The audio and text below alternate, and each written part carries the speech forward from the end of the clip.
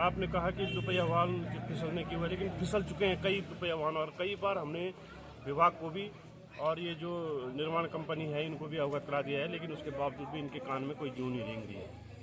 ये मेरे ख्याल से 2 साल इसको पूरे होने वाले हैं। इनकी जो कि कार्य की समाप्ति की तिथि भी पूरी हो चुकी है मार्च में, और अभी तक इन्होंने इस पर काम मेरे ख्याल से 20% 25% भी नहीं हुआ है। और काम इस तरीके से हो रहा है कि कुछ पता ही नहीं चल पा रहा कि इस रोड को पूरा होना है कि छिटके में होना है। कहीं पे इन्होंने इसकी खुदाई करी है, इसमें कंक्रीटिंग करी है, सोलिंग करी है, कहीं ये पेंटिंग कर रहे हैं, कहीं इन्होंने अभी तक रोड में छेड़ा ही नहीं है। जहाँ पुस्ते लगने थे वहाँ लगे नहीं है, जहाँ लगाने इनको सरल पड़ा वहाँ इन्होंने पुस्ते लगाए। और आए दिन यहाँ पे गाड़ियों की धूल मिट्टी गड्ढे इतने हो रखे हैं कि सारी जनता परेशान है।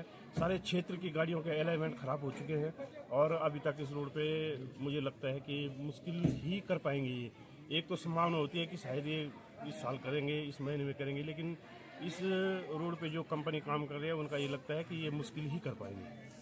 अरे सर, इसको तो करीबन मुझे तो लग रहा है जिस ठेकेदार का ये टेंडर है उसकी ऊपर तक बहुत बड़ी पहुंच है। हमने भी कई बार जो जनप्रतिनिधि लोगों से बोला यार धरना प्रदर्शन करो, डीएम साहब के पास जाओ।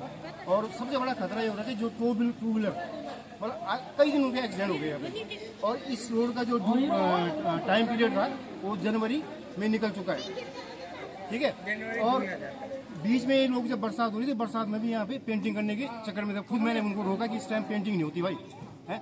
और मैंने तो कई लोगों से बोला यार धरना प्रदर्शन करो, रोड ब्लॉक करो, डीएम साहब के पास जाओ है। आज ऐसी कंडीशन हो रखी है, मुझे तो ये लगता है कि जो ठेकेदार है ये नितिन गडकरी का खास आदमी है, जिसके कारण इस पर किसी का दबाव भी डालो दबाव नहीं पड़ रहा है।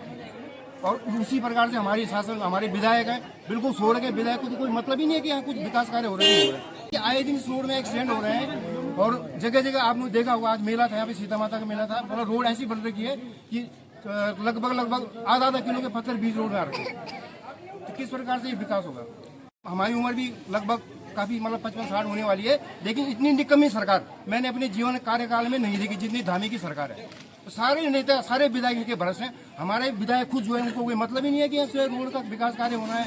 रोड ही नहीं, कई चीजें देखो। आज मैं बोल रहा हूँ कि हर घर नल योजना चली थी मेरे गाँव कोट में, 2 साल हो गए नल सूखे हुए हैं, पानी की एक बूंद नहीं है। और ये अपने भाषण में कहते हैं कि हमने पूरे उत्तराखंड के हर गांव में पानी पहुंचा दिया है। तो 20-20 लाख की हमारी नल की योजना है, सारे नल सूख रखे हैं। बिल्कुल भी इन लोगों का ध्यान नहीं, अपनी जेब भर रहे हैं, हर जगह से कमीशन ले रहे हैं। तो आज बच्चे पेपर दे रहे हैं, आज पेपर हुआ दूसरे दिन सारा लीक हो जा रहा है। तो क्या कारण है ना। मतलब इतनी भ्रष्ट इतनी निकम्मी सरकार हमने अपनी लाइफ में नहीं देखी जितनी आज की डेट में बीजेपी की सरकार है।